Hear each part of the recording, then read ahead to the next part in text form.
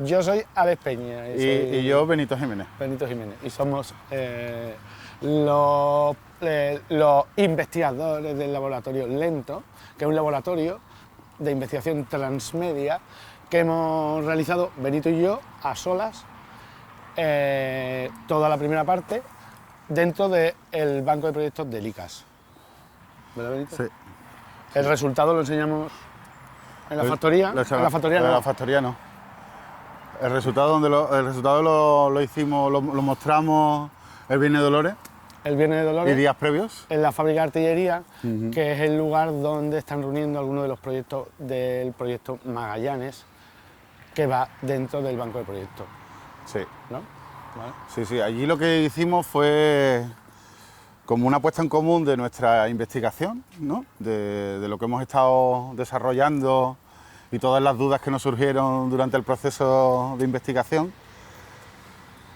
Y lo que hicimos fue pues, compartir con la gente del gremio y la gente de a pie cuáles eran las dudas que nos surgían para que esta cosa de lo transmedia aplicado a las artes escénicas. Y bueno, en realidad lo único que hicimos fue llegar a la conclusión de que teníamos muchas dudas, ¿no? Sí, pero bueno, sobre todo lo que hicimos fue una investigación en varios campos, por ejemplo, en la aplicación de la inteligencia artificial a la arte escénica, en cómo afectaba a la narrativa,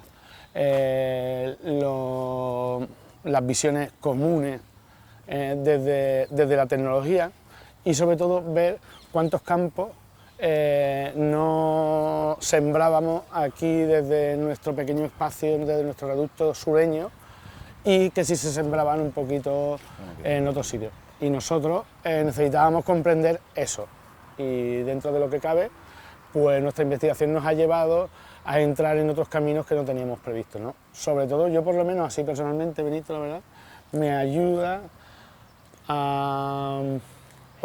mucho a entender cuánto de común tenemos con la tecnología de por medio las personas de a pie, la verdad. Y eso, en concreto, para la creación escénica, pues es una maravilla, porque las narrativas evidentemente parten de los tiempos y de los sentimientos y de los pensamientos y de los conceptos que generamos en la vida civil, ¿no? Sí. ¿Verdad, Benito? Sí.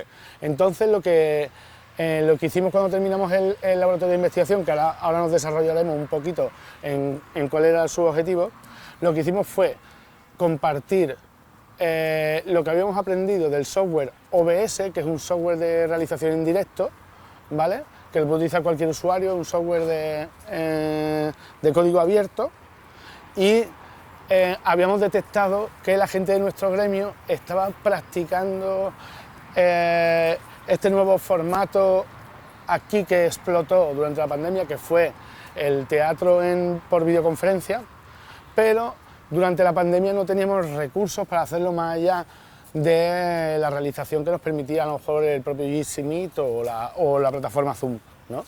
Entonces investigamos sobre ese software y pensamos que nuestros compañeros y compañeras de la profesión también a lo mejor les vendría bien aprenderlo, así que ofrecimos un taller y la verdad fue todo un éxito porque vinieron además sobre todo gente de la profesión que está en nuestra franja de edad, ¿no?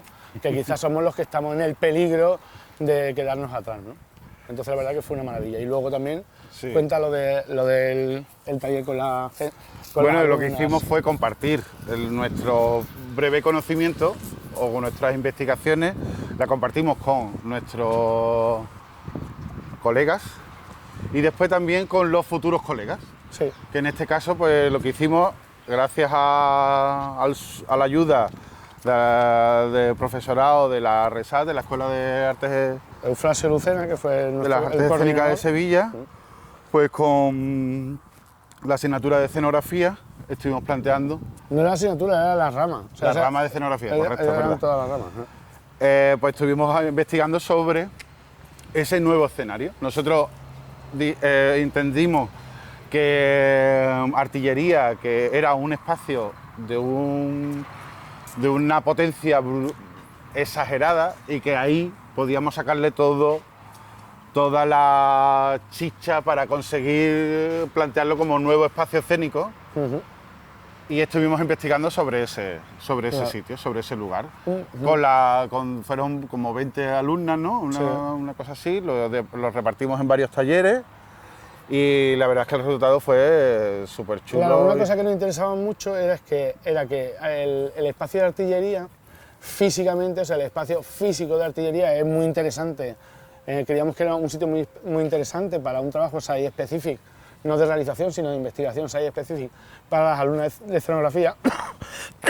Y a su vez, nosotros entendíamos que los alumnos y alumnas de escenografía debían también escuchar eso que entendíamos nosotros como espacio virtual de representación, y si existe un nuevo espacio de representación que es virtual, pues nosotros entendemos que para la gente que practica la escenografía debe también entrar en ese espacio virtual, porque en ese espacio virtual también existe la escenografía, existen las luces, existe cualquier cosa que pueda existir en lo común en el teatro, ya no te digo en lo un poquito más experimental. Claro. Y entonces tuvimos esos dos jornadas, ¿no?, donde le enseñamos también el manejo del software OBS, y después estuvieron realizando piezas ya a su libre albedrío, basadas en sus propias experiencias dentro del espacio, ¿no? Sí, nosotros como venimos de las ramas que venimos, él viene de la rama de interpretación, performer, etcétera, y yo vengo de la parte técnica audiovisual y audiovisual. Y performer también. Y performer, por supuesto, es verdad. Lo importante de enseñar esta tecnología era que todo el gremio, que la gente que se va a dedicar a este tema, conociera la parte técnica y las posibilidades de esas técnicas, que son el OBS en este caso, que era lo más sencillito, pero por la misma razón que un actor, actriz debe de conocer cómo se le habla a un micro, cómo se debe de poner un foco. Entonces es como empezar a formar, que tampoco es una formación... Bueno, a compartir que existe, ¿no?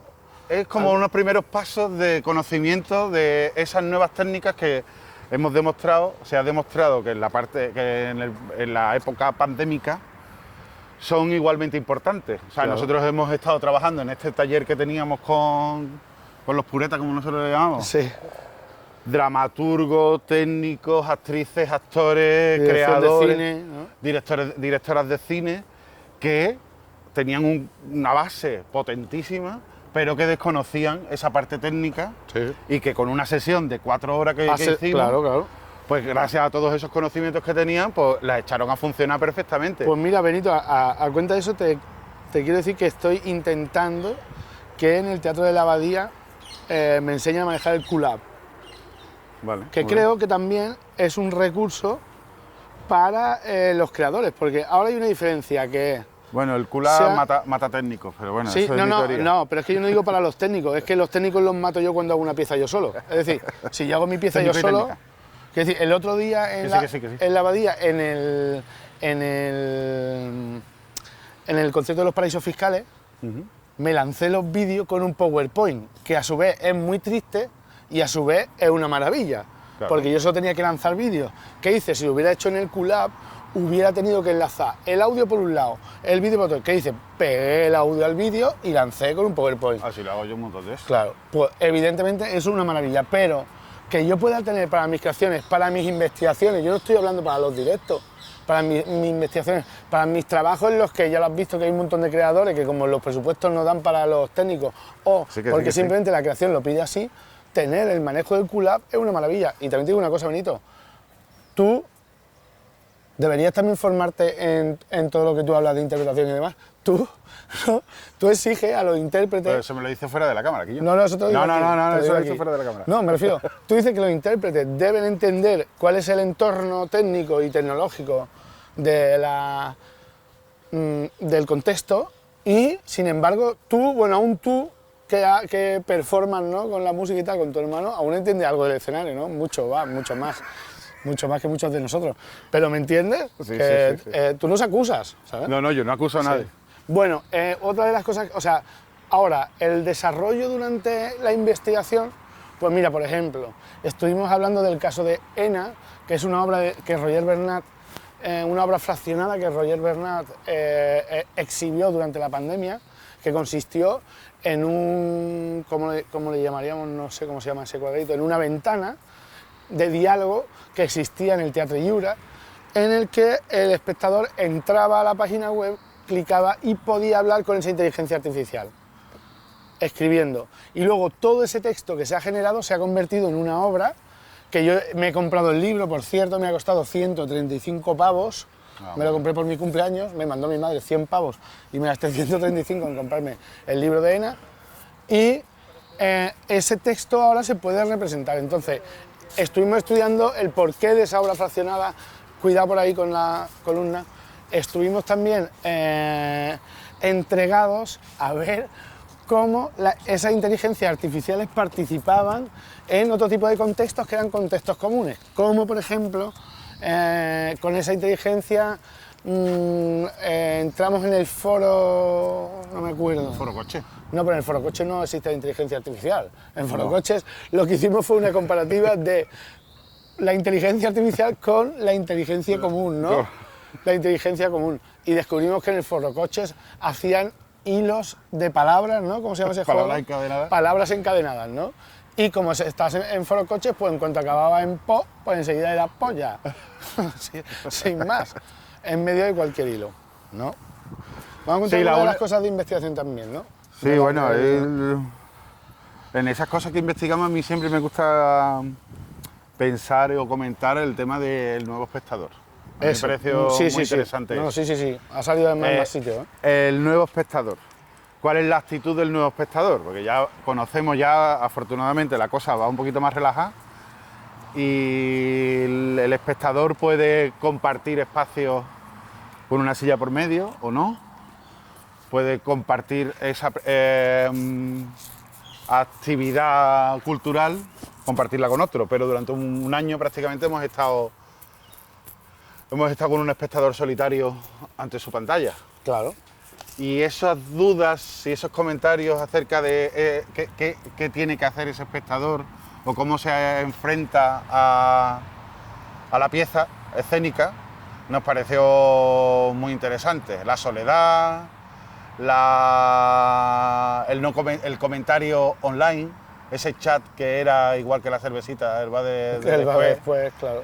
Entonces todo eso nos pareció súper interesante y, bueno, muy enriquecedor a la hora de casi naturalizar la acción de ver un espectáculo de una manera online. Es que yo creo que eso lo que ha hecho ha sido recoger una cosa que ya existía, que estaba ya saliendo muy para afuera, que es el teatro como una experiencia global y no como una experiencia solo de visualización o de disfrute sentado en una butaca. Es decir, todo lo experiencial, todas las piezas que está viendo ahora de ponte un Wallman y date una vuelta y tenemos unos puntos marcados, es decir, un montón de teatro inmersivo. Entonces, sí, que lleva ya muchos años, claro, pero ahora aplicado claro, eso de pronto se recoge y en lo virtual te permite que el espectador pueda clicar. Luego, el espectador tiene otra cosa, que es que está en otra situación, está solo en casa, puede fumar, sí puede fumar en su casa si fuma, puede beber, sí puede, y puede incluso jugar a la Play, ¿no? Que era lo que hablaban en el drama, que me aburrí tanto que me hubiera puesto a jugar a la Play. Bueno, pues para mí no es malo, para mí es pensar, digo, es que a lo mejor el día que haga una pieza para la Play, a lo mejor te gustará mucho más la pieza que yo haga, ¿no? Que eso no quiere decir que yo vaya a trabajar como si fuera un cliente, ¿no? A él le gustaría ver una pieza de la Play y yo le voy a hacer. No, yo dentro de mi camino, si en algún momento quiero hacer una pieza para la Play, cuando la tenga hecha lo llamaré, ¿no? Y Guillo, aquí tengo una pieza para la Play, pues si te interesa, ¿no? Sí, también es verdad que también potencialmente el espectador se amplía. Hay de pronto un espectador que le es fácil ver esa pieza, ¿no? Esa cosa de las plataformas que hemos utilizado, la plataforma Twitch, o eso que tú dices de la Play, o del juego, de la interactuar, de pronto a un espectador que no le apetecía el teatro, o por lo que sea, sí, o moverse hasta el teatro, de pronto le facilitamos la experiencia escénica. Claro.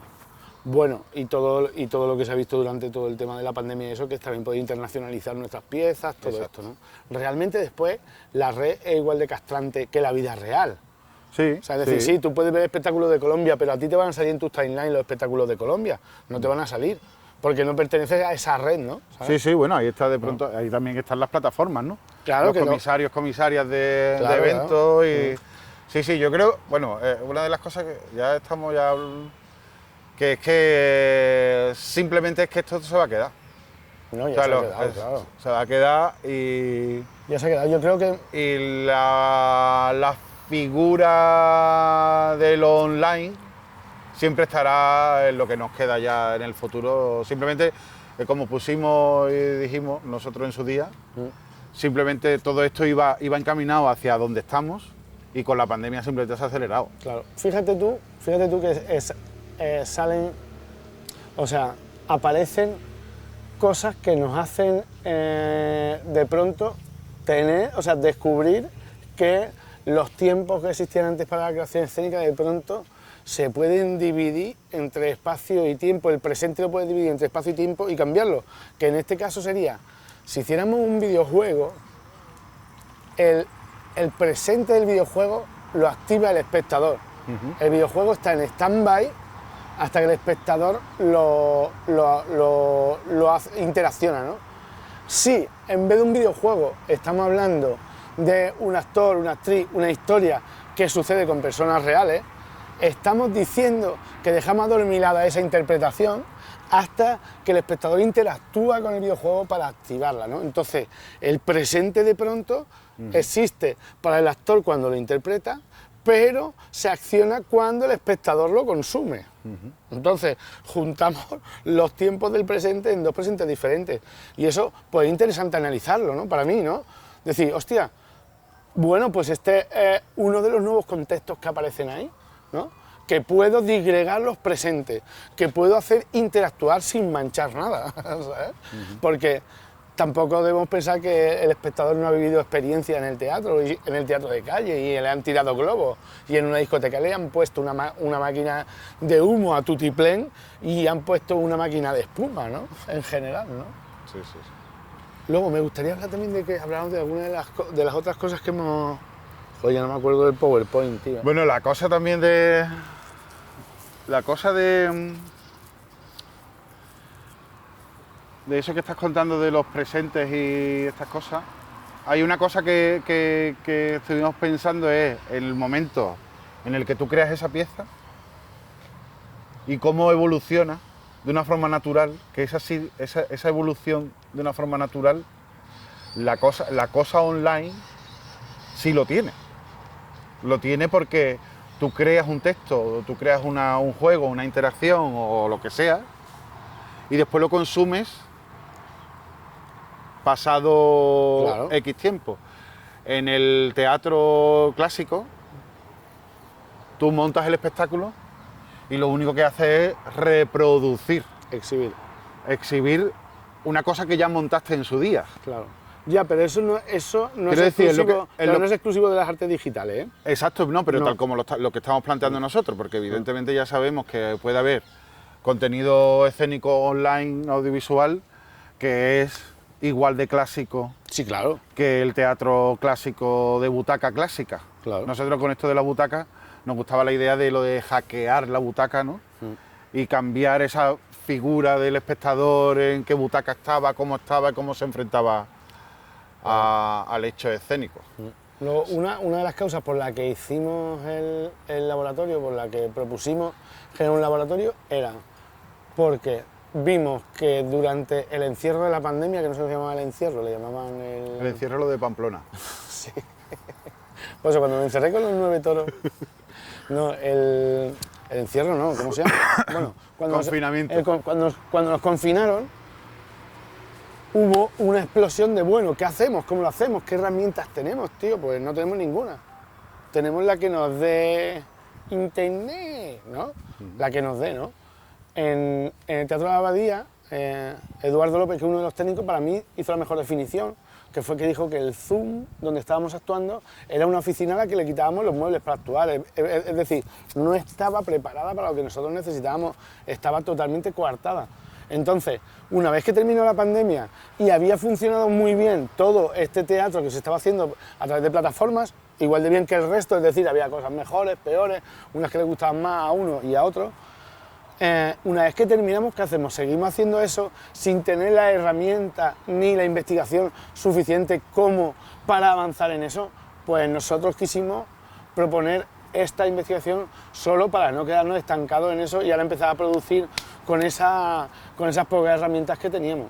Y la verdad que más que herramientas de trabajo pura y dura, lo que te habla es el pensamiento de poder investigar en ese campo, ¿no? Sí, ahí en el equipo técnico se ha sumado un nuevo equipo técnico, que es lo que también sí, claro, pensamos. El de imagen, el de desarrollo, o sea, no uno, varios. Exacto. O sea, el audiovisual. Nosotros planteábamos que el programadora informático formaba parte de este nuevo equipo técnico, claro, de las artes escénicas. Claro. Y para mí, que ya hace tiempo que lo hago, el diseñador gráfico también forma parte. El diseñador gráfico no es el diseñador de la campaña de marketing. Para mí es el diseñador de parte de la pieza, ¿no? Como ocurrió con el Recreativo Federico y con lo que estoy haciendo ahora nuevo. Es decir, el diseñador pertenece a la pieza. Por eso, por ejemplo, yo trabajo con Peri, ¿no? Con Pedro Delgado. ¿Por qué? Es un diseñador que viene no de las artes gráficas, viene de las bellas artes.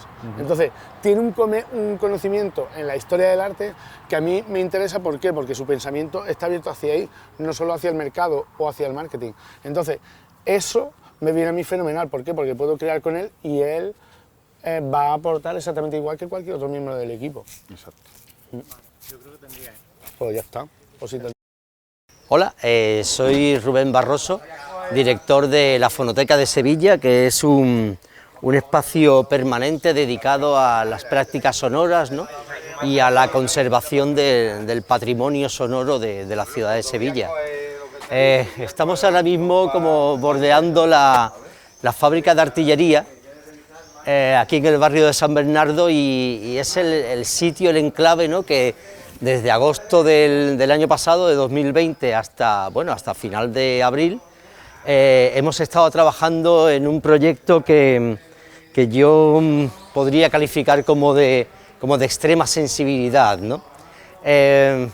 Yo conocía la fábrica de artillería, pero yo lo que hice fue una inmersión en toda regla en el espacio, ¿no? El proyecto se llamaba en principio Barrio Bomba, San Bernardo Sonic Experience. Barrio Bomba por muchas cosas, ¿no? Evidentemente porque esto que tenemos aquí era una fábrica de bombas, ¿no? También porque tenemos el cuartel de bomberos y también por una historia del propio barrio, ¿no? Que ha sido desde la Edad Media y quizá un poco más, ¿no? Una especie de polvorín y como sabemos también una especie de no vamos a decir gueto, pero sí un arrabal que siempre ha estado fluctuando al hilo de lo que es la ciudad, ¿no? Y la ciudad está ahí al lado, ¿no? Barrio Bomba en principio era un proyecto que iba a cartografiar sonoramente, ¿no? Que es a lo que se dedica la fonoteca, a la investigación desde el sonido hacia lo que denominamos como otras ideas de ciudad, ¿no? Tanto lo que era el barrio de San Bernardo como la fábrica de artillería, digamos como esa especie de tótem alrededor del cual ha girado siempre el barrio, ¿no? Digo en principio porque una vez que empezamos en agosto del año pasado, ¿no? A sumergirnos en el barrio y sobre todo en la propia fábrica, ¿no? Descubrimos que era, voy a decir una frase que a lo mejor parece descontextualizada, pero no, parece que era una puerta hacia otra dimensión, ¿no? Porque realmente lo era. O sea, cuando entramos aquí realmente no había nada, o sea, no habían empezado las obras, no había empezado casi nada, ¿no? Y teníamos un espacio tan magnífico como este, digamos, un poco a nuestra disposición, ¿no? Y entonces empezamos a sentir como una especie de atracción fatal, ¿no? hacia este espacio al que, como digo, hay que acceder. Creo que solamente se puede acceder a él desde una extrema sensibilidad, ¿no? Ahora mismo estamos rodeando la fábrica, ¿no? Y justo detrás de estos muros, ¿no?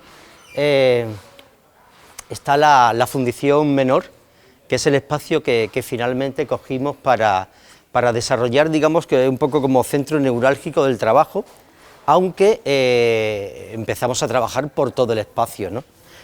¿Cuál fue el trabajo exactamente de la fonoteca, ¿no?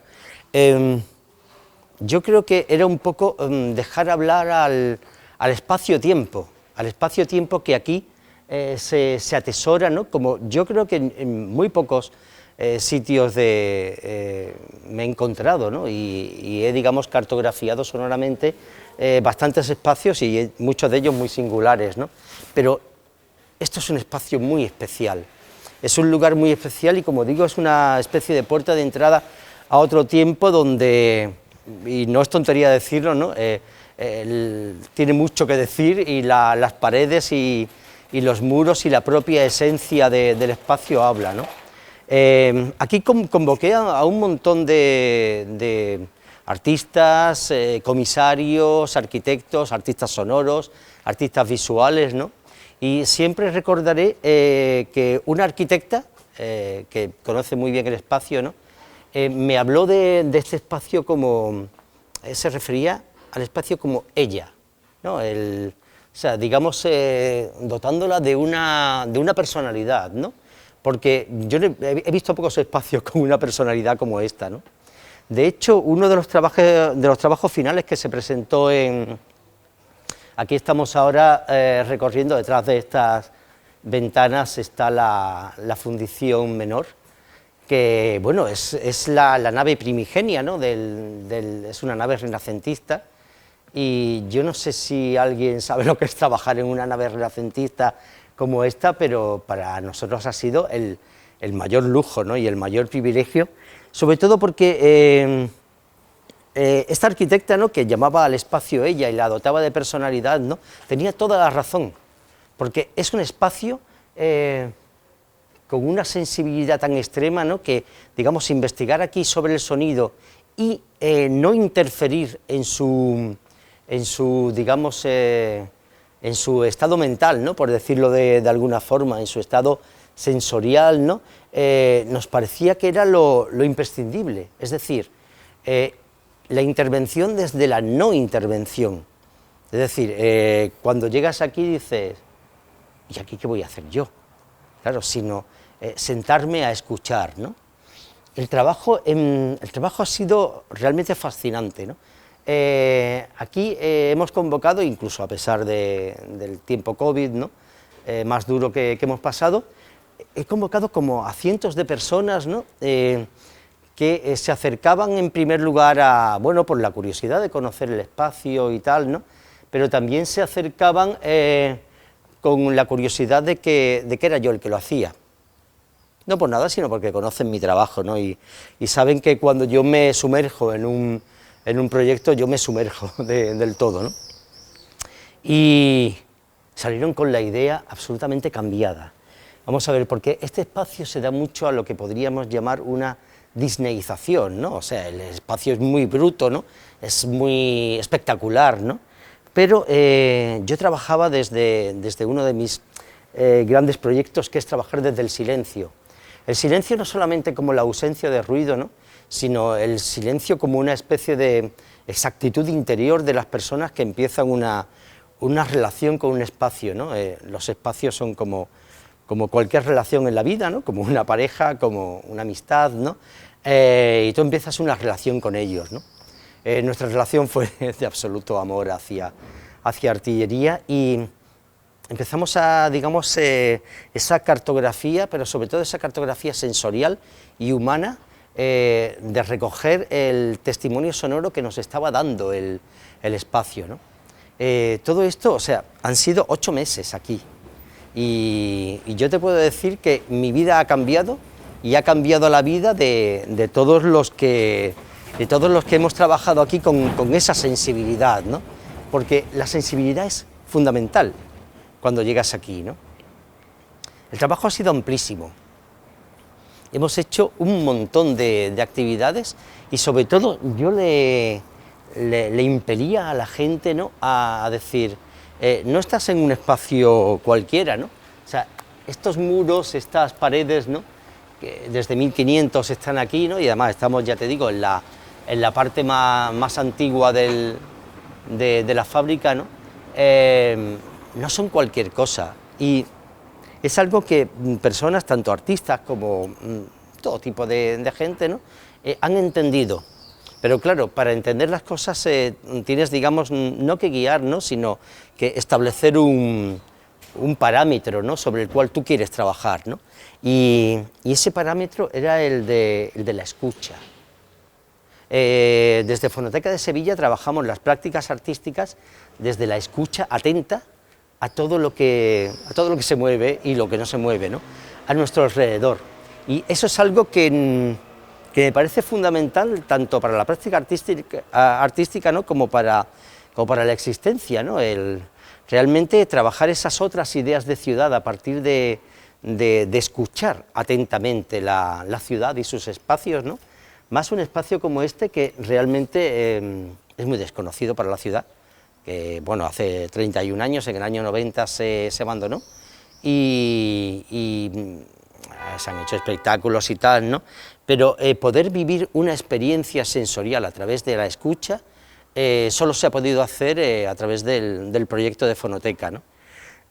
Uno de los trabajos que presentamos finalmente, ¿no? fue una película en la que recogía algo que no se va a volver a ver nunca más, ¿no? Evidentemente porque hay obras y por la transformación lógica del espacio, ¿no? Pero el estado, digamos, de naturaleza salvaje en el que estaba esto, ¿no? Visto desde nuestro punto de vista, que no tenía nada de espectacularización, sino simplemente de inmersión en el espacio, ¿no? Es un documento, bueno, está colgado en YouTube y demás, ¿no? Y que se presentó aquí en los muros de aquí de la Fundición Menor. Recoge una sensibilidad que nunca más se va a volver a ver, por esa transformación que digo, ¿no? Y que recoge un trabajo, ¿vale? El trabajo que empezamos a hacer aquí, también ya encaminados en el tiempo, ¿no? hacia la muestra final y hacia la conversión de la Fundición Menor en la sede, aunque fuera provisional, de la Fonoteca de Sevilla, ¿no? Fue una búsqueda de los propios recursos que la fábrica nos daba. Es decir, yo no introduje absolutamente ningún elemento externo. Todo lo que había eran cosas que nombraban el propio espacio y ya estaban en el propio espacio, ¿no? Eso era lo que más me interesaba, porque vuelvo a la frase esa de ¿y yo qué voy a hacer aquí? O sea, si esto es algo tan magnífico, ¿no? Tan estupendo, ¿qué se va a hacer aquí? Y entonces empezamos a trabajar con las cosas que nos remitían al sonido del tiempo, ¿no? Cosas que podían estar aquí, como piedras, muros, ladrillos y demás, desde hace 500 años, o cosas que podían pertenecer a la última etapa del siglo XX, ¿no? Pero todas esas cosas, digamos, musealizadas, ¿no? Desde un aspecto muy riguroso de la museología, colocadas estratégicamente, ¿no? Hicieron de este espacio, ¿no?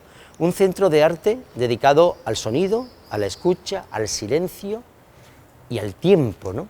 El tiempo mucho más allá del tiempo, como nos decía John Cage, ¿no? Y además, remitiéndonos otra vez a Cage, ¿no? que nos indicaba que no hay dos silencios iguales, ¿no? Evidentemente no lo sabía aquí. O sea, el silencio que puede existir en el polvo vertido, digamos también un poco a la manera duchampiana, ¿no? de señalar. Esto está aquí, y esto ahora mismo es una propuesta artística, ¿no? Un marco de ventana, unas piedras apiladas, un mueble convertido en instalación, baffles emitiendo sonidos grabados aquí y en el propio barrio, porque ya sabemos, ¿no? que el barrio tiene una idiosincrasia muy particular y está evidentemente ligado a la fábrica, ¿no? De hecho, en algunas de las muchas entrevistas que hice con con gente del barrio, con gente cercana al barrio o gente cercana a artillería, ¿no? Nos indicaban siempre que artillería había sido como una especie de, no te voy a decir tapón, ¿no? Pero siempre había tapado el barrio, ¿no? De cara a la ciudad, ¿no? O sea, esto era como la fachada del barrio, ¿no? Luego, a raíz de la aparición, bueno, de la aparición, digamos, un poco más masiva, ¿no? En el siglo XX del ferrocarril y de las líneas, ¿no? Que realmente convirtieron a esto en un arrabal, en un gueto, si podíamos decir, ¿no? Que separó el barrio de la ciudad, ¿no? Me contaba mucha gente que de niños, ¿no? Pues tenían que jugarse la vida todos los días atravesando las vías del tren, ¿no? Para llegar a Sevilla.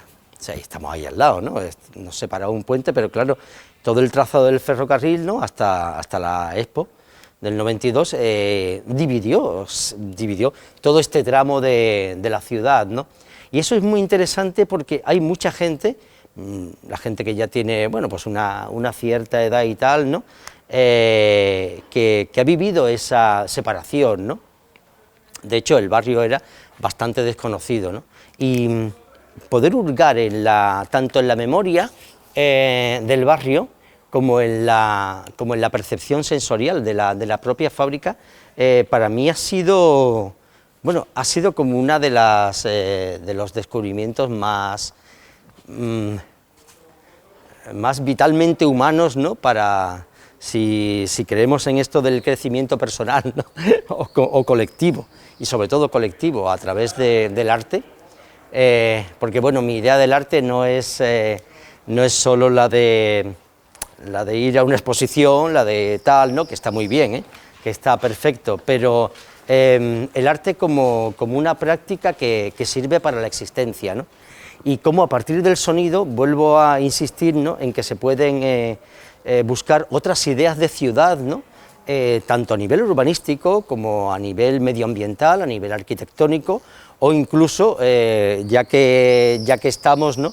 a nivel de salud, ¿no? Ya que es nuestro ítem en estos tiempos, ¿no?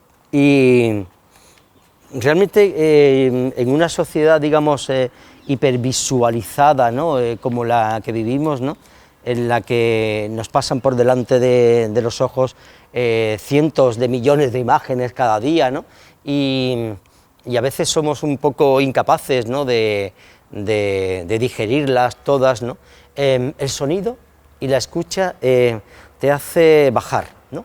Te hace bajar mucho porque el sonido no es cualquier cosa, ¿no? Para escuchar ya te tienes que poner en modo escucha, como yo digo, ¿no? Y no es lo mismo, por ejemplo, ¿no? Tener la conciencia de la escucha desde una conciencia estrictamente medioambiental, ¿no? De medición de sonidos, de repercusión, ¿no? Que está genial, ¿no? Sino hacerlo desde el arte, desde la práctica artística, ¿no? Porque el arte es lo que nos da la dimensión y la conciencia de lo que somos como personas, ¿no? Eso, bueno, eso es la historia de esta humanidad nuestra, ¿no? Está regida por cómo el arte nos traduce nuestra vida, ¿no? Y eso me parece súper interesante, trabajar la escucha y el sonido, ¿no? Desde una posición atenta, pero también, digamos, de ser una especie de istmo dentro de las ciudades, ¿no? Yo tenía una pegatina grande, ¿no? Que ponía, párese aquí, más o menos, ponía, párese aquí y escuche el sonido de la ciudad, ¿no? Haga música con ella, ¿vale? Porque realmente tú puedes llegar a hacer, cualquiera puede llegar a hacer una pieza sonora con lo que estamos escuchando ahora mismo.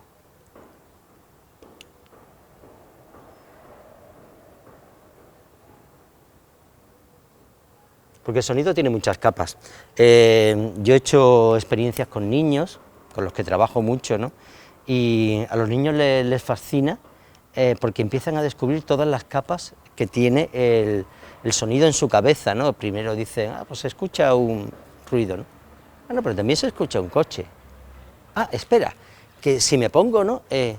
Sí, hay un pajarito. Y Entonces son capas, capas, capas, capas, capas, ¿no?, que te llevan realmente a una percepción y a una conciencia del lugar donde habitas, ¿no?, y de ti mismo habitando ese lugar, ¿no?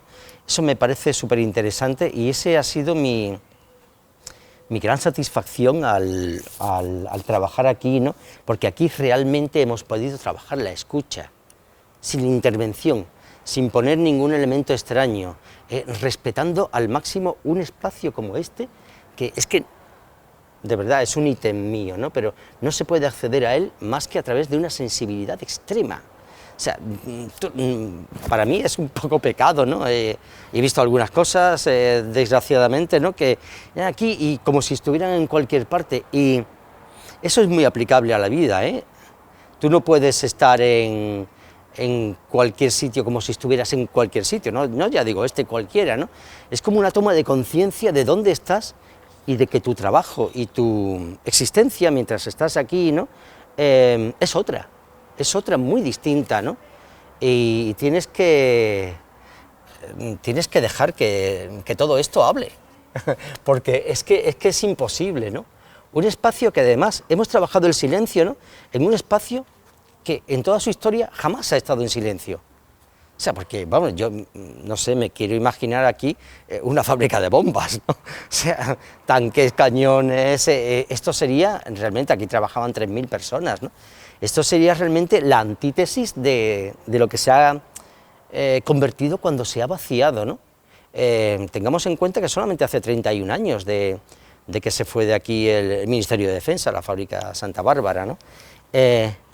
Y en todo ese tiempo parece que han transcurrido, ¿no?, como nos lo encontramos nosotros, siglos, pero no siglos ya temporales, ¿no?, sino con otras percepciones y yo creo que nuestro trabajo, digamos un poco para finalizar, ¿no?, ha sido descubrir toda la magnífica, sorprendente, estupenda belleza que nos ha transformado la vida, exactamente, ¿no?, pero no es ninguna tontería, ¿no?, nos ha transformado la vida a mucha gente que vivimos y trabajamos con nuestra extrema sensibilidad desde las prácticas artísticas del hoy.